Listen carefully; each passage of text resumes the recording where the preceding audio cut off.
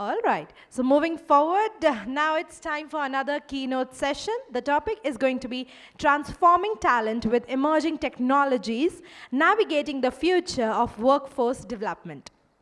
And this session will be conducted by Mr. Trishul, Associate Vice President, Sales CloudThat. Let me give a small brief about sir.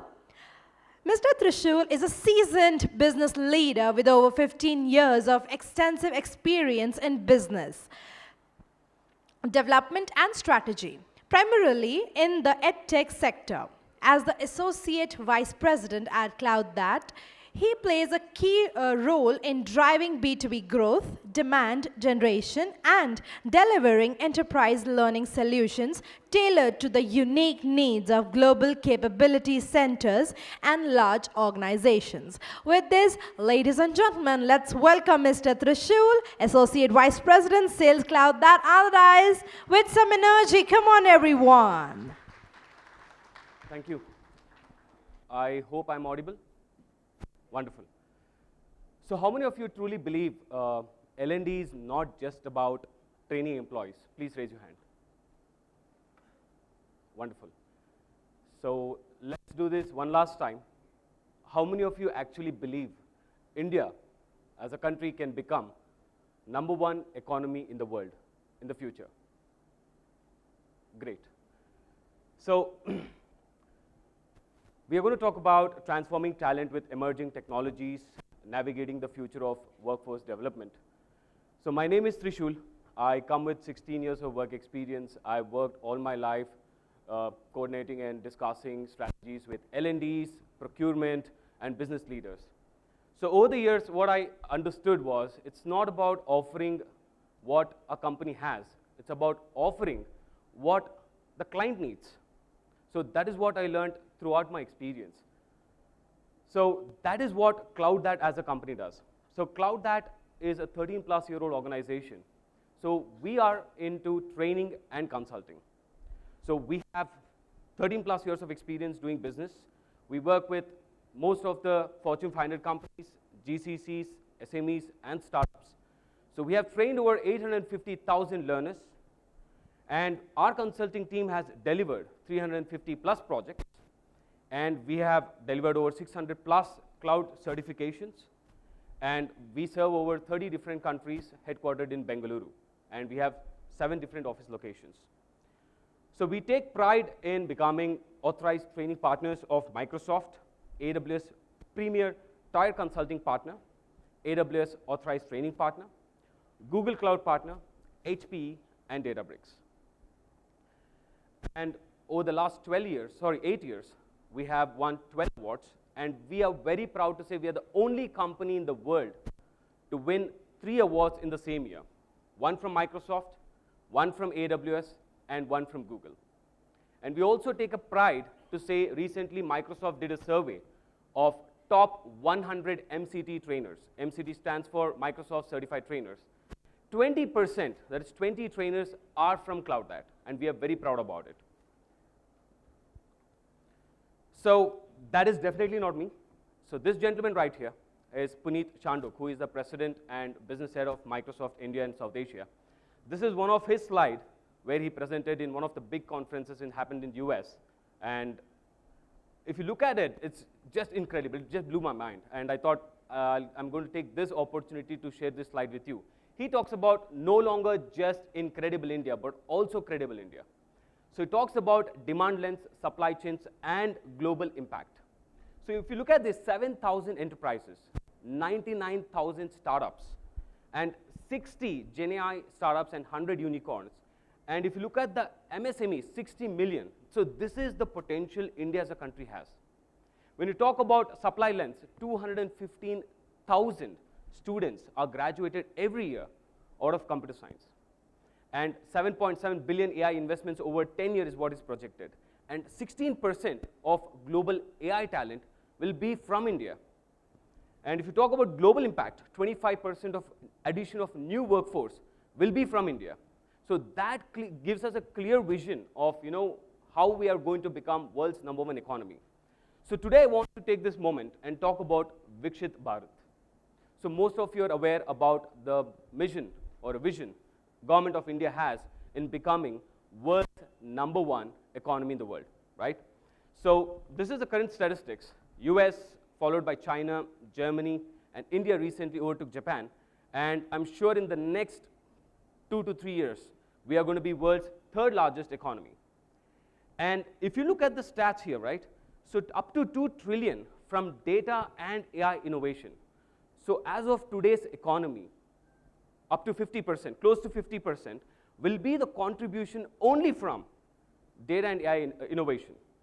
And if you look at the goal, which is 30 trillion, which is very transparent, that's what they've announced, and pillars in order to accomplish that 2 trillion, apart from the 2 trillion, will be cloud and AI, digital infrastructure, semiconductor, green energy, and skilled workforce. India's opportunity will be demographic dividend. So by 2030, India will have world's #1 workforce. And that is huge. Imagine all of them being skilled and employed. How much of boost that is going to give to our economy. So this is from Microsoft again. So if you look at this, GitHub users, India is second to the US. So we are way ahead of other developed countries. In less than 2-3 years, India is going to be #1.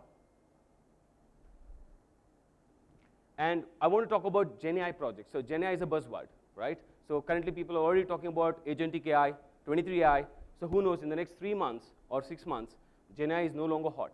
So while it is hot, India is again second to the US, which is way ahead of other countries in the world. So if I have to imagine, or if I have to think about where India was world's #1 economy, I have to go back probably 350 or 400 years ago, right? So everybody wanted piece of India. So we were very rich in heritage and even advanced in terms of technology that we are using back in those days. When I talk about technology, I'm talking about farming, agriculture, and trading. And we have went through a lot of challenges. We did a lot of mistakes, and we learned? Yes, we learned a lot of lessons. So I want to take a step back and talk about or address about the challenge. So 65% of our youth are under 35. Only 45% of people or students are employable from college. So if you'll notice the skill gap, 33% from AI and ML, 32% from cloud computing, 28% from data engineering, and 72% from cybersecurity. So it's very evident there is a huge skill gap. And the urgent need is to bridge, right, the academia and industry gap. So who's going to do that? So the missing link here is college can't meet dynamic industry requirements. So let's admit it, the syllabus, the content that they have, it's very outdated. Let's assume even if they catch up, probably it's going to take more than a decade. And by that time, whatever is hot in the market right as of today is no longer hot 3 months or 6 months down the lane. So there's no point. So L&Ds must step in to fill that gap. So you need to build job-ready talent. So you need to upskill workforce at speed. So you need to drive innovation capacity. So the Infosys of the world, Wipros of the world, TCS of the world, right? So they have their own innovation hubs. So I'm not asking you guys to start something huge like that, but you could start somewhere, something very smaller in order to drive that innovation. So if you see the future skills demand, there is demand in the market, but I see college and universities complaining my people are not getting placed. Is it because there is scarcity in finding a job or openings? No, definitely not. There is literally the scarcity in terms of finding the right talent. So in AI, ML, or smart manufacturing, cybersecurity, data engineering, DevOps, you see there is demand. There is a huge demand, but we lack supply. So please rethink about how we can approach this differently, from one-time training to continuous skilling, from generic to role-based certification-led training. Role-based is very, very important. So even though you are a data engineer or a cloud engineer, until and unless you understand that particular domain, there's no point. Those days are gone where you understand a generic Excel or any other tool that you use in your organization, but every candidate needs to know what kind of domain they're working with. Because the healthcare sector, the way they use data analytics will be very different from the way BFSI sector use. So from classroom to blended lab-based project-driven training program. So you need to also focus about what kind of projects they're working on, because I understand there is a huge quarrel between L&Ds and business leaders. So suddenly they tend to become a very good wife or husband, but at times they fight with you. It's not just you have to fight with making sure the candidates are there, you have enough enrollments for the program, but you will have to satisfy the business leaders. So how many of you actually come across that situation where even the training has been delivered, but the business leaders are not happy with the outcome? Please raise your hand. Okay, thank you. So that is also a challenge, and the challenge goes on. ROI, challenge. Nominations, challenge. And what kind of training, challenge. Are participants able to understand, challenge. Who is taking the blame? L&D. What kind of vendor to choose, challenge. So it's a list of challenges which I totally understand. So you need to also start implementing or adopting tools from LMS perspective, AI-powered learning, labs, and mentorship. So a college intern to a billable resource or a project-ready resource, that is a huge task. Like, that is a huge challenge. And a lateral, also project-ready, that is also a huge challenge. Like I said, the challenge list goes on. So I'm very proud that we have 150 plus trainers in-house who are certified and who understands every industry and who has been working on a lot of consulting projects, who have a lot of hands-on. So what we did is, we as a company, we have created a framework addressing all these gaps, right? And we sit with L&Ds, we sit with the business heads, understanding and identifying the skill gap. So we understand the domain, we understand the participant's background, we understand the objective behind the training that you are opting for. Then we are going to identify the skill gap and fine-tune the content, and then we decide the execution plan. So once the plan is executed, so the training delivery will be not any generic content, it's going to be a curated content based on your need, not what we have. And it's going to be 100% live instructor-led training with lots of hands-on and case studies. So there'll be a lot of weekly assessments too. So in these weekly assessments, what we identify over the years is, out of 15 people who are taking the training example, maybe 30% are still not up to the mark. So we are going to segregate them separately and we give them continuous improvement checkpoint. That is, we retrain them either in a batch or individual, and we make sure they're up to the mark with other participants. And we give them even extra labs if required. And then once the training is completed, every individual will be completing a capstone. So this capstone is mandatory and very important. So this is what is going to boost the confidence from an attendee perspective. And even the business leader will get to see what kind of capstone that is. Is it very relevant to the ongoing project or the upcoming project? So he will exactly have a clear understanding and idea of how the training is going on. And post that, they'll be receiving a course completion certificate. So what are you going to get? So as a program management, you'll be getting an entire report card from a basic attendance to the assignments and a leaderboard access. See, the reason why even the business heads have a problem even after completion of the training is, they have no idea out of 15 people who are doing what. Let's assume they have 2 projects. Where is he going to deploy 7 and 8? Based on what statistics? No idea.